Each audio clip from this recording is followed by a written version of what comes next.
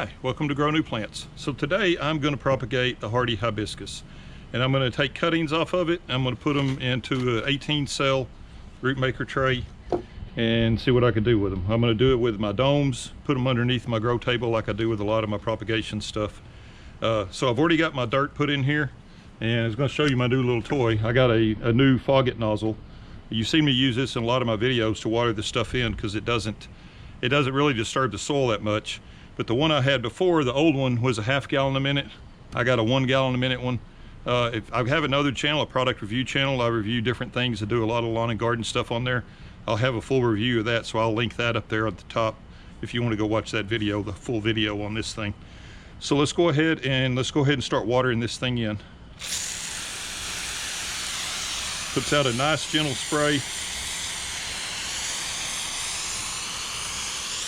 Really doesn't disturb the soil. You saw it blew some of that perlite off at first, and I really like the old one, but the new one has got, it just puts more water out faster, so it doesn't take as long. The still water is just as gentle. So this is something I've started doing where I water my soil in first before I do my cuttings, before I put the sticks in there, and I think that keeps it from settling too much. Like if you water after you put the cuttings in, it tends to like move the dirt around, so it's not making good contact with the cutting. And you want good soil contact with the cutting because you want the roots growing into soil, not into the air, because the air will basically kill the tips of the roots, so you don't want any air. Okay, so that takes care of that. So now let's go ahead and start getting our cuttings. I'm going to go ahead and move the camera in a little bit closer. Okay, so I don't know whether I mentioned this before or not. This is a Hardy Hibiscus.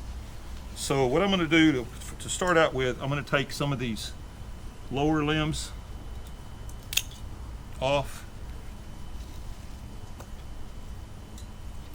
Let's see how many cuttings I can get out of this. I'm hoping I can get 18. I bought this plant specifically just to do this with. So if I butcher it down pretty small, that's okay. There's a little smaller cutting. We'll see what that does. So I'm just kind of taking some of these lower limbs off. So hopefully when I'm done, the plant will still look okay. It's got a node right there at the bottom. We'll get all these cut off, and then we'll come out, we'll cut them into individual cuttings.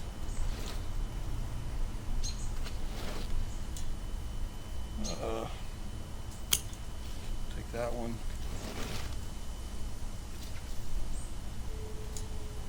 Let's see what we can get out of that. Okay, so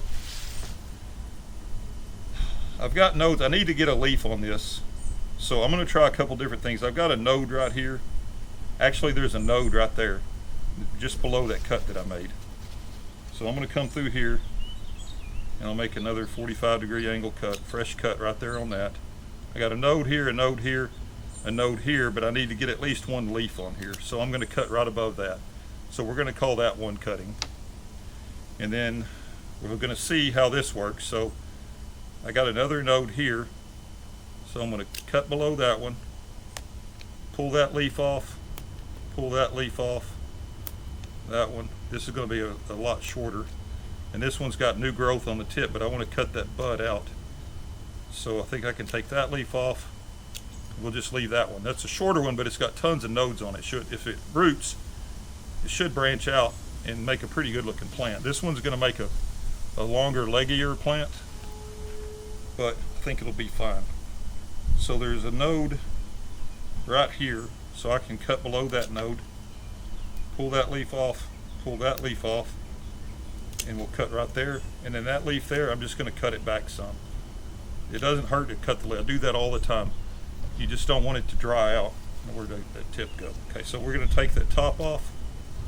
You don't want the tops because the top's got buds in them for blooms, and you don't want it spending that energy on those blooms. So we're going to pull that off, pull that off. We'll just pull off till we get to the top here, and we'll leave a few leaves. I think we'll take that one off, leave those two little leaves there. So that's the same. It's a short one, but it's got lots of nodes on it. So that's going to be 4. I'll do one more and then I'll fast forward through the rest of them. It's all pretty much the same. So I'm going below a node here. That leaf can come off, that leaf can come off, that leaf can come off. And we're going to go ahead and leave that big leaf there. And I think I'm going to go ahead and leave that leaf on there and just see what it does.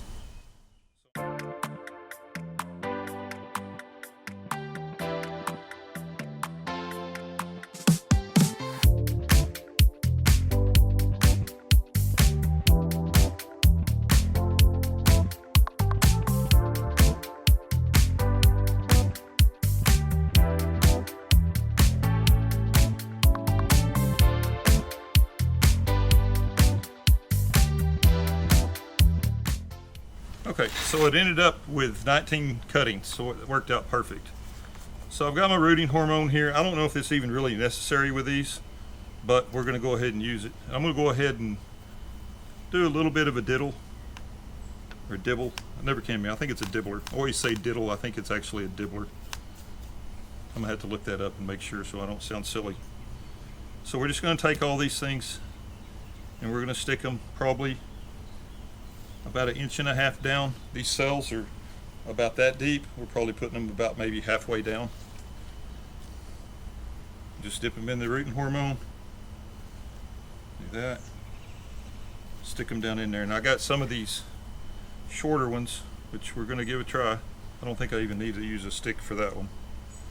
I'm afraid to say it now because I feel silly if I'm saying it wrong. And we'll take a couple of these short ones. I got one that I'm not going to need. That's a good one there, I think. Yeah, I don't need the stick with these.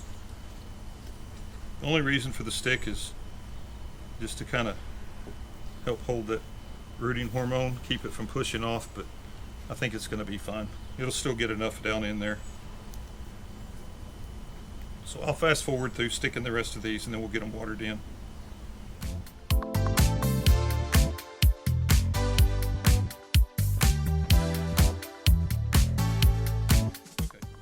So I've got them all stuck now. Yeah, piece of leaf there can come off. So we'll get our little water nozzle back out and we'll gently water these things in again. I'm not even going to turn that all the way up. I got this little brass valve to help control it too, which works pretty good. Water still comes out in a nice mist, but I can control how much water just so I don't disturb these things. So I'm going to give these things a good soaking. And it's just like all my other stuff. I've got these things in this tray underneath to help hold a little bit of water. And one, the water will absorb from the bottom of the dirt back up into the plant to keep it moist. But the biggest thing it does, it just helps hold humidity. That one's kind of loose. I just want to make sure they're all watered in good. And I'll usually, like tomorrow, I'll probably come back out and check these. And I may water them one more time. And after that, you really don't have to water them very much, if at all. Just depends on what the temperatures are. And then I'll put these things underneath my grow bench like I always do.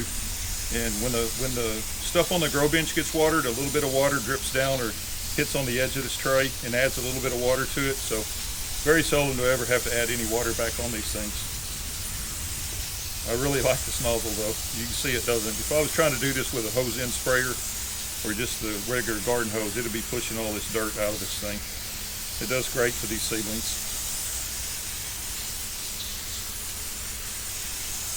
So anyway,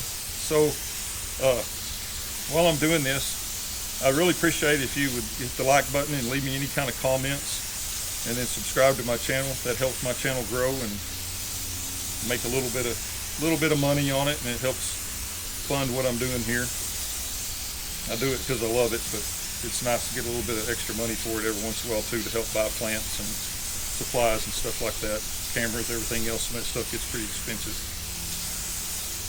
Okay, so that's pretty much it. So now I have my dome. So before I put the dome on there, I'm just going to double check all these and make sure they're in there firmly.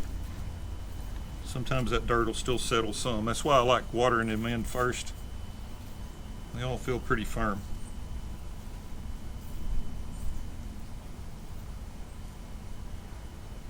Hopefully these smaller ones, the leaves will stand back up and get off the dirt. You don't want stuff sitting on the dirt if you can keep from it, to keep them from rotting. So that's pretty much it. So then we'll just set this dome This dome sits right up on top of that tray. And then I got the little vents up here, so I'm just going to give them a little crack on the vents to begin with. I want the humidity to stay high. And then as they look like they're starting to grow and do some stuff, then I can crack the vents a little bit open gradually over and over, and then eventually I'll take the dome off of them. So